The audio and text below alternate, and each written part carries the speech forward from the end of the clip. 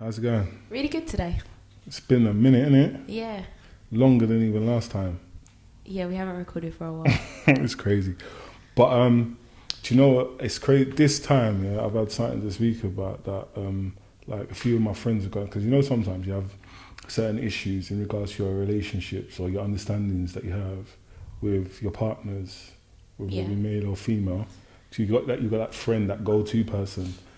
And I happen to be the go-to person for a few people. And I have my go-to people as well. Oh, you mean the go-to people that you always have your discussions with? Yeah, in regards to issues, innit? And it's like, there's been issues that we've been having, and we've been trying to work out, like, why does this happen in regards to our relationships, innit? So it's like, you could be in a relationship with somebody, yeah, like in regards to, like, or your partnership, relationship, girlfriend, link. I don't like to say the word link. I don't think. You just said it though, so why would you say it? If you because I'm trying to cover as much ground as possible. What is it called? I think it sounds more politically correct if you say the person that you're seeing. Yeah, there you go. I'm trying to be, is it cosmopolitan? You know, is that the word? When you're trying to be covered? No, it's not that. Or you don't know. You don't know. Cosmopolitan, I don't think that's the definition of it, but it's fine. Let's see. You're just trying to cover all ground. Yeah. Do you know what I mean? Yeah. And I'm sweating a bit, guys. Forgive me. But yeah. So the issue we have, we've had, and it comes up occasionally, is like you're in a relationship with someone, you love them, you care for them, and you're concerned about them, and you occasionally you become their protector, their advisor, everything's good to go. But then it's like whenever you have a problem or an issue, it's like what you say is just totally disregarded, or do you understand what I mean? Or sometimes you try and give them information and it's like they have to second guess it. Or your partner second guesses it, or your friends second guess it? No, we're talking about partners. The friends is the common issue that we have with each other. Okay, so you're all having the same issue. Kind of, yeah. Different times, obviously, that when we're trying to deliver something, whether it be a message or an issue, it's always like we become Dracula or Satan for that one period of time. And I just don't understand. It's like, oh, no, it wasn't like this or it wasn't like that. There's always a challenge or a conflict. And it's like, but what I always say to them is like, maybe to help us deliver the message that we're trying to put across, it's to let them know that I'm not your enemy. That I am somebody that cares for you and that is looking out for you and has your best interest at heart. And try to remember that whatever message I'm saying to you, although it might be unpleasant, is not coming from a horrible place. As human beings, we tend to defend ourselves though, don't we? So if somebody challenges you or tells you, oh, you haven't done this right, your natural instinct tends to be to defend yourself. And as well, sometimes some people prepare to defend themselves prior to them being told what they're going to say. So from the start of the conversations that these people may be having, maybe they're already on the defensive from the start. And that's why it's already going to be confrontational, because the person that's delivering the message may be emotionally involved. So the way that they're delivering the message made the person that's receiving the message sound aggressive. So they're on the defensive. Oh, he's going to tell me off, or he doesn't like what I'm doing. Oh, why has he always got something negative to say? Like, there's so many reasons why that person from the start, if you start off, you're on the defensive,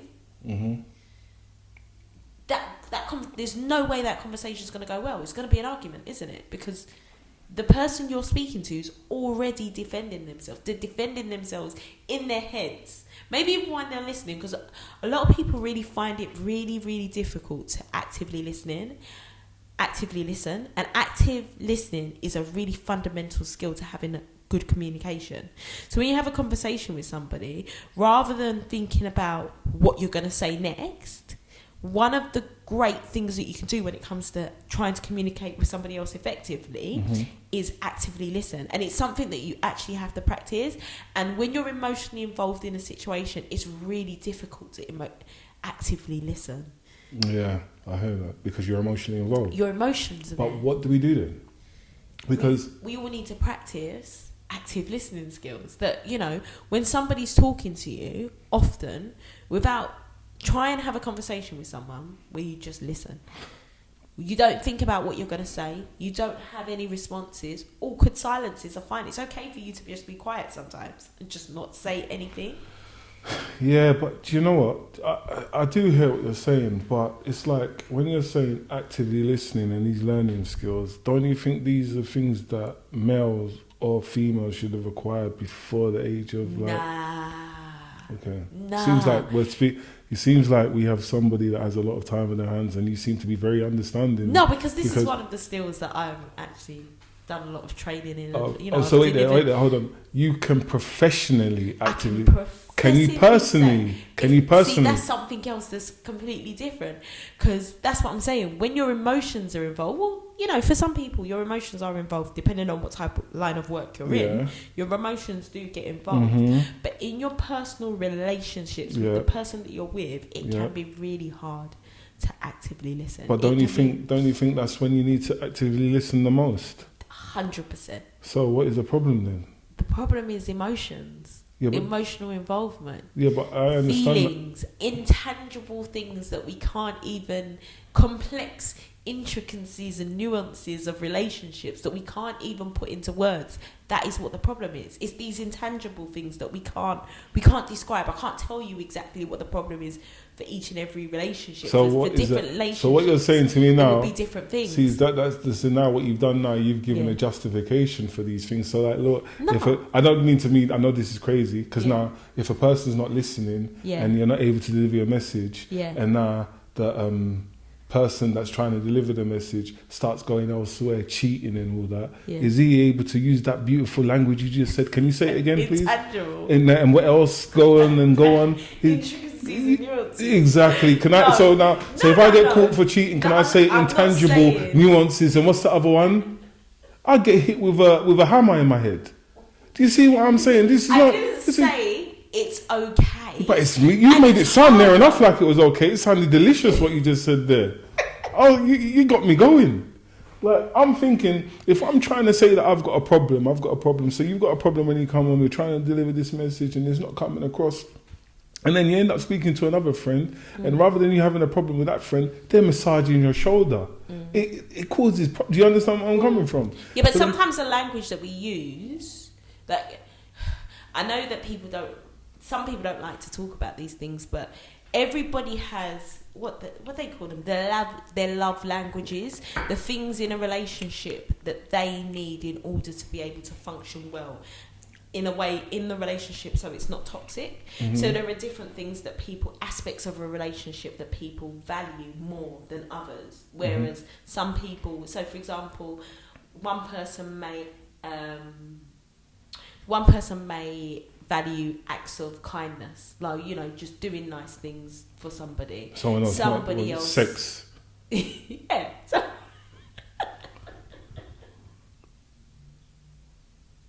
Why did you say it like that? Because sex is very important to some people. Sex. But then again, it could be another thing that's very important to me. Food. Yeah, exactly. I'm always getting into trouble for food. Exactly. And some people enjoy the spiritual aspects of a relationship, Yeah, of course. Being able to pray. Yes, being able to pray together and taking in your spirituality. So do you think? Oh yeah, you're right. Definitely. Can be a really important part of a relationship. Definitely. There are so many love languages, and some people value different ones more than others. And if you're not able to speak your partner's love language, that can be the problem. Because your love language may be different to your partner's. But this is the funny thing is, these things that you're saying about love languages, we're seeing that relationships these days are not becoming as fruitful as they were back in the day. This lingo that we're using now, this new lingo of love language, I don't remember it being in our parents' times, and yet they were together for much longer. Do you understand what I mean? So we've found something new, but we've lost something important as well. Yeah. So these love languages, and then we don't necessarily need to call them love languages. But taking the time to build, because one of the reasons probably why people have issues in their relationships as well is that you're so defensive in yourself, and trying to actively work for yourself so much You're not focusing on what the relationship needs and what the partnership needs, because that's what a relationship is, isn't it? It's a partnership. Definitely. So sometimes we focus so much on ourselves that we neglect the partnership, and when we neglect the partnership, often that can make the relationship. But the quite funny toxic. thing is, this is the thing is, like, they might neglect the partnership and the relationship in regards to that moment when they're getting delivered a negative message towards themselves. Yeah. But then when there's another issue where they want to seek guidance or seek advice, they remember it then. It's like, this is where the problems where some of us men, we kind of get confused and lost, because certain things that we have asked for, our information then is taken as gospel.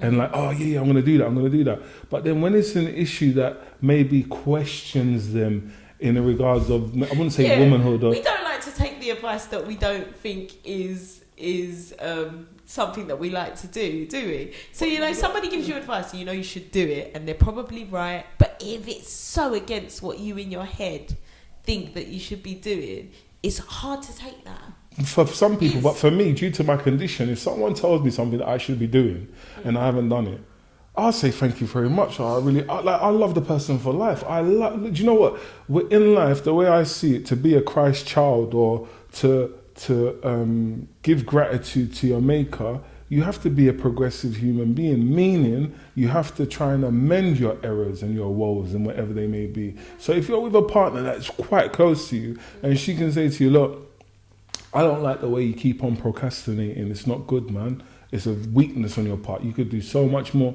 I'm not going to be defensive in that. I'm going to be like, oh yeah, I might be embarrassed at the time, but when I'm at my own and I'm eating my pack of crisp or drinking my drink, I'm like, yo, she got me. She's got me, man. This is what I'm saying. This is why some relationships work better than others, because a shared mindset or a shared goal, target, mutual interest, common goals, common interests, they're all important to relationships. But you have to work on those together. Relationships are hard work. Yeah, I call them an emotional mortgage, definitely. 100%.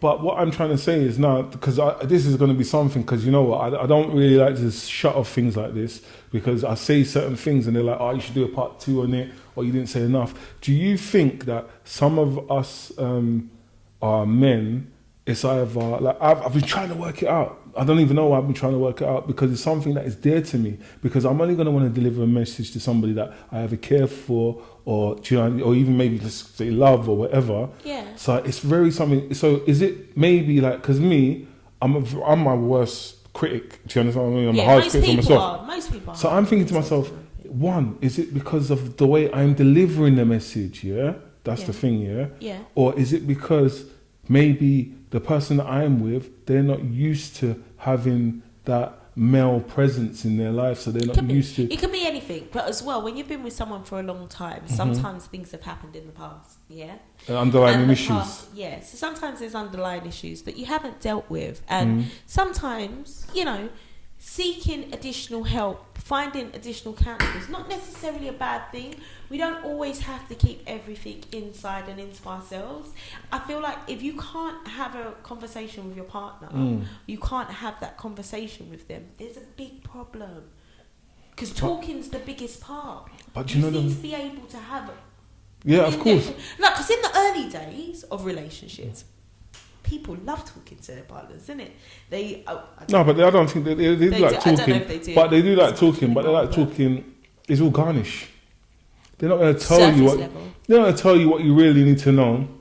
Yeah. Do you know what I mean? Like, look, for instance, I could have someone. I'm going to tell you about all my traumatic things. Yeah, but that you know, happened to me in my life when I first meet you. It's irrelevant, because, like, look, I could have someone maybe come to my house, have a meal or whatever, and they'll be like, oh, let me do the dishes, and you'll be like, oh yeah, this person's really neat. And then when you get to know them, when you go to the house, it's boom shakalaka. Do you know what I'm saying? So it's all gimmick. And experienced men and experienced women know. It's even guys.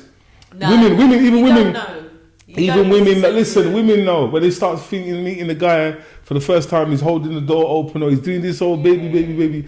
You know them, they're like... Yeah, but don't say that, because some people, that's their personality. Some men, that's God. what they do. They will continue that on. Don't do that. You know what? You're right, it's their personality. But do you know what? Personality. Yeah, you do want to give a good impression. Do you know what? Do you know what? There's something that conquers personality. What?